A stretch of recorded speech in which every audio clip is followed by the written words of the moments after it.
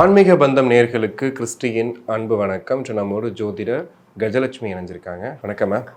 ரொம்ப ரகசியமானவங்க, இவங்க கிட்ட இருந்து ஒரு விஷயத்த வாங்குறதே ரொம்ப கஷ்டம் அப்படிங்கிற மாதிரி ராசி தான் விருச்சிக ராசி அப்படின்னு சொல்லுவாங்க. அவங்களுக்கு இந்த புத்தாண்டு எப்படி இருக்கு? இந்த புத்தாண்டு விருச்சிக ராசிக்கு என்னம்மா 7.5 சனி போயும் ஒன்றும் எங்களுக்கு பெருசாக விடிவு வரலையே அப்படின்ற மாதிரி தான் இருப்பாங்க விருச்சிக ராசிக்காரங்க. கண்டிப்பாக உண்மை அதுதான். நிறைய கஷ்டப்பட்டுருக்காங்க விருச்சிக ராசிக்காரங்க. 7.5 சனி முடிஞ்சுமே அவங்களுக்கு பெருசாக வரல. நடுவில் இந்த சனி அந்த சனி, இந்த குரு பயிற்சி சரியில்லை, ராகு கேது பயிற்சி சரியில்லை, அது இது. பட் கண்டிப்பாக இந்த ஆண்டு இன்னும் ஒரு மாதம் மட்டும் பொறுத்துக்குங்க, உங்களுக்கான காலம் அப்படின்றது வருது. ஏற்கனவே விருச்சிக ராசி நிறைய மர்மமான ராசி. ஏன் அப்படின்னா அவங்ககிட்ட அவ்வளோ சீக்கிரம் புரிஞ்சிக்கவும் முடியாது, அவங்ககிட்ட வெளிப்படையாக பேசவும் மாட்டாங்க.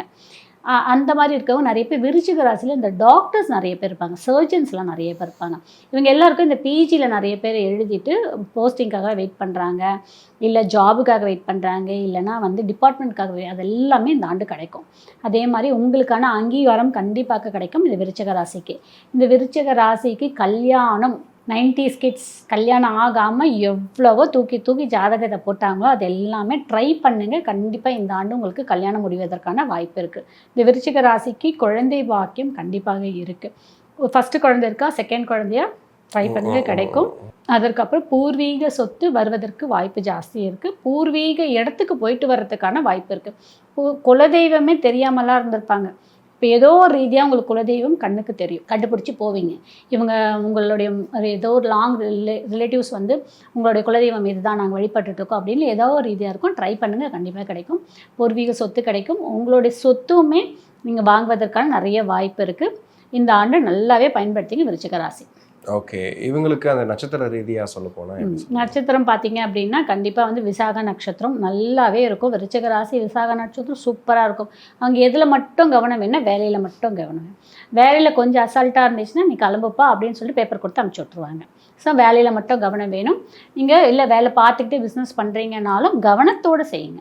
எதுவுமே அகலக்கால் வைக்காதீங்க. எதையுமே ரொம்ப ஈஸி டு டேக்காக எடுத்துக்கிட்டிங்க அப்படின்னா நம்ம ஈஸி டு டேக் ஆகிடும். அதில் மட்டும் கவனம் வேணும்.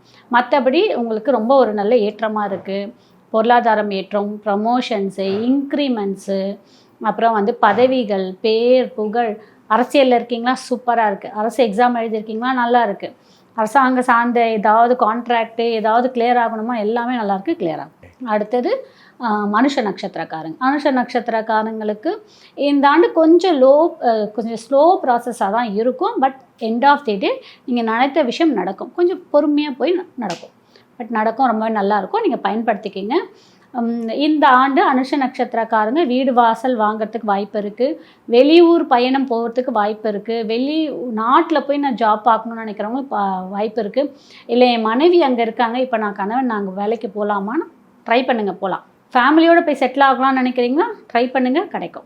அனுஷத்தை பொறுத்தவரைக்கும் நல்லாயிருக்கு.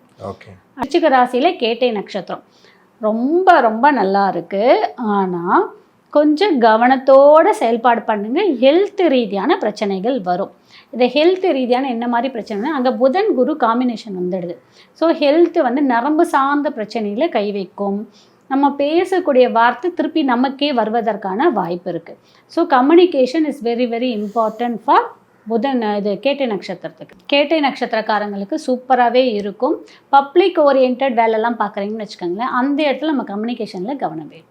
ஏன்னா கேட்டை நட்சத்திரக்காரங்க நிறைய பேர் பார்த்தீங்கன்னா யாரோடையாவது கனெக்ஷன் கான்டாக்ட்லேயே தான் இருப்பாங்க.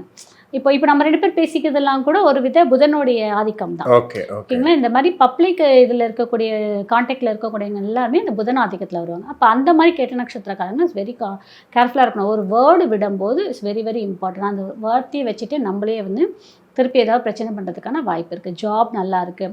ஒரு ஜாப் ஆகிட்டு இன்னொரு ஜாப் போக போகிறீங்கன்னா அந்த அப்பாயின்மெண்ட் ஆர்டர் வாங்கிட்டு நீங்கள் அதை பண்ணுங்கள்.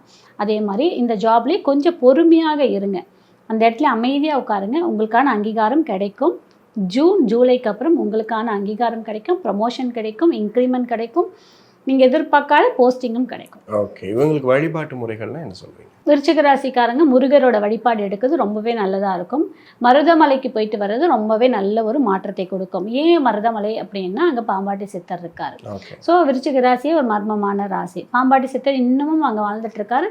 நிறைய பேர் கண்களுக்கு தெரிவார், தெரியாமையும் இருப்பார் அப்படின்னு ஒரு மர்மத்தோட இருக்கக்கூடிய சித்தர் கோவில். ஸோ அந்த கோவிலுக்கு அடிக்கடிக்கு இந்த விருச்சிக ராசிக்காரங்க போயிட்டு வரும்போதும் நல்ல ஒரு மாற்றம் இருக்கும், நல்ல ஒரு வளர்ச்சியும் இருக்கும். கண்டிப்பாக மேம், நிறைய விஷயங்கள் பகிர்ந்துக்கிட்டீங்க. உங்கள் நேரத்துக்கு ரொம்ப நன்றி.